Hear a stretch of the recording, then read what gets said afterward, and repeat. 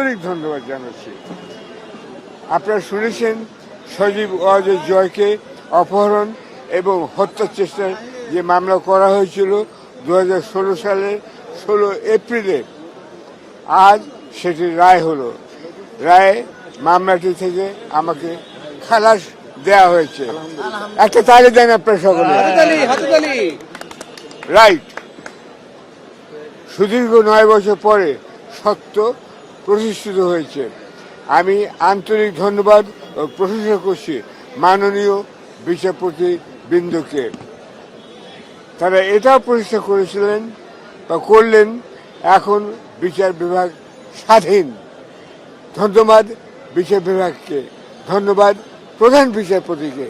তার নেতৃত্বে যে বিচার বিভাগ স্বাধীন হচ্ছে, এটা আমরা মনে করি দেশের জন্য বিরাট কাজ হচ্ছে।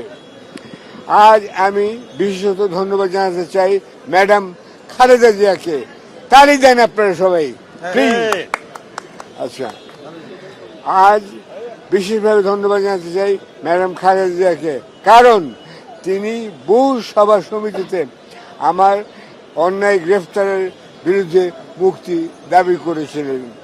আমাকে গ্রেফতার করার পর তিনি দেশের আইনজীবীদের আমার পক্ষে দাঁড়াতে আহ্বান জানিয়েছিলেন।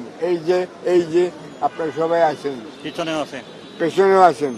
এই মুহূর্তে আমি স্মরণ করছি প্রয়াত আইনজীবী AJ মোহাম্মদ আলী এবং প্রয়াত আইনজীবী সানাউল্লাহ মিয়াকে। এদের সঙ্গে নিরলসভাবে কাজ করেন advocate Mohammad Asaduzzaman, advocate Zainul Abedin Mezba, advocate Masud Talukdar, barrister Anwar Hossain এখানে আছেন, মেজবা এখানে আছেন, এবং ব্যারিস্টার ফারজানা শারমিন পুতুল, অ্যাডভোকেট রেজাউল করিম, অ্যাডভোকেট রাজীব আহসান চৌধুরী কোথায় ছিল, আচ্ছা পাপ্পু, অ্যাডভোকেট কামরুজ্জামান সুমন, অ্যাডভোকেট শাকিল আহমেদ রিপন। তাদের সবাইকে মিলিয়ন ট্রিলিয়ন আমি ধন্যবাদ জানাচ্ছি। আমি কৃতজ্ঞতা প্রকাশ করতে চাই আমার সহধর্মিণী তালেয়া রহমানকে। তিনি এখন লন্ডনের চিকিৎসার অধীনে আছেন। আমার গ্রেফতারের দিন থেকে তার উপর অনেক ঝড় ঝাপটা গেছে।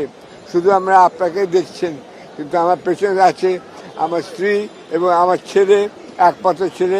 তাকেও ধন্যবাদ জানাতে চাই। তার নাম সুমিত রহমান, সে এখন লেখালেখি করছে। আমার ছেলে সুমিত রহমান, যিনি আমার মুক্তির দাবিতে লন্ডনে কয়েক হাজার ব্রিটিশ ভোটারের স্বাক্ষর সংগ্রহ করেছেন। ওই পিটিশন পার্লামেন্টে যদি যেত তাহলে ব্রিটিশ গভর্নমেন্ট বাধ্য হতো একটা অ্যাকশন নিতে, কিন্তু তারপরে অনেক ঘটনা ঘটে যায়। যাই হোক, আমি সর্বোপরি শ্রদ্ধা ও কৃতজ্ঞতা জানাই জুলাই বিপ্লবীদের যারা নিহত হয়েছেন, আহত হয়েছেন ও জীবিত হয়েছেন, তাদের সবাইকে। তাদের আত্মত্যাগের ফলেই আজ সত্যটা প্রতিষ্ঠিত হতে পারল। আমি আপনাদের সবার সামনে উপস্থিত হতে পারলাম। ধন্যবাদ সবাইকে, ধন্যবাদ সবাইকে, ধন্যবাদ সবাইকে। এবং আমি ভালোবাসার জন্য প্রবর্তক, আমি হিংসা চাই না, আমি এদেশে অহিংসা চাই। সেই জন্য সবাইকে শুভেচ্ছা জানাচ্ছি, সবাইকে আমি অজস্র চুমু জানাচ্ছি। Thank you.